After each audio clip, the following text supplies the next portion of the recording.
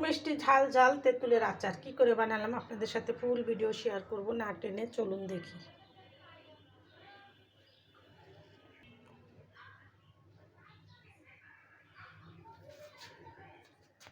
কাঁচা তেঁতুল একটা টক ফল, আর এটা দেখে সবারই জিভে জল আসা যায়।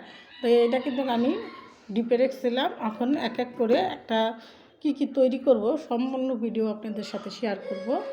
তো এক এক পদের এক একটা বানাবো আর আপনাদের সাথে শেয়ার করব। তো এটা হলো কাঁচা পাকা বাইলা তেঁতুল। ছোটোবেলা গাছতলা কত পুড়িয়ে খাইতাম এই তেঁতুল। আমি এখন প্রথমে তেঁতুলগুলো আমি নরম পানিতে ভিজিয়ে রাখবো 10 মিনিটের জন্য। আর 10 মিনিট ভিজিয়ে রাখলেই একদম খোসাগুলো নরম হয়ে যাবে, এক এক করে ছিঁড়ে নেবে।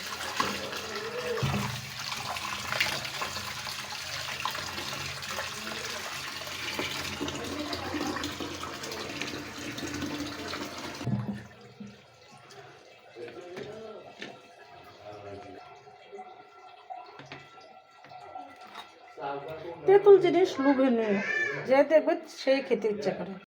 মাঘ ফাল্গুন মাসে তেঁতুল খাওয়ার বড়ই খাওয়ার দম পড়ে। এখানে আমি ধনেপাতা দিয়ে বানিয়ে নিচ্ছি, আর এগুলো খোসা ছাড়িয়ে এগুলো আমি চিনি দিয়ে করবো। আর এগুলো আদা পাকা ছিল, এগুলো আবার এক পাক করবো। তো তেঁতুলের কত রকমের আচার, কত রকমের ভর্তা যে খাওয়া যায়।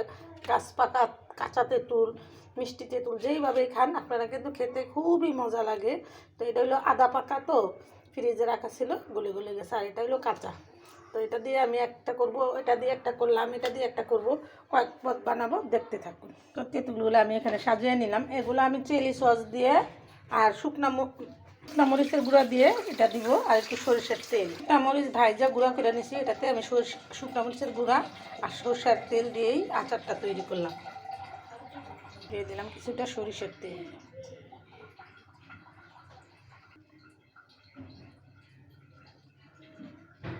এর জন্য করব চিনির শিরা। এটাতে আমি ওই মেথি পাতা শুকনা আর হলো ধনে পাতা শুকনা দিয়ে চিনির শিরা করে এই আচারটা করব।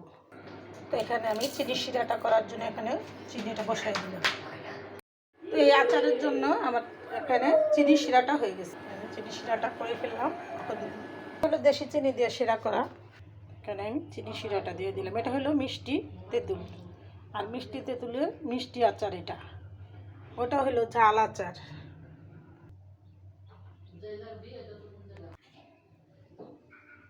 এখন দিয়ে দেবো কিছুটা মেথি পাতা। এটা হলো মেথি পাতা। কি সুন্দর একটা গ্রান সরষে মেথি পাতার। এই মেথি পাতাতে আলু ভাজি খাইলেও খুব মজা লাগে। তো এটা হলো ধনে পাতা, ওটা দিছি আমি মেথি পাতা, এটা দিলাম ধনে পাতা। তো এই আচারটা কীভাবে বানালাম সম্পূর্ণটা কিন্তু আপনাদের সাথে শেয়ার করলাম, না টেনে দেখবেন। আর খুব মজাদার টক মিষ্টি ঝাল যে পদের আচার খেতে চান বানিয়ে খাবেন। আর নতুন নতুন ভিডিও পেতে সাথেই থাকবেন। দেখতে যেমন লোভনীয়, খেতেও কিন্তু অসাধারণ।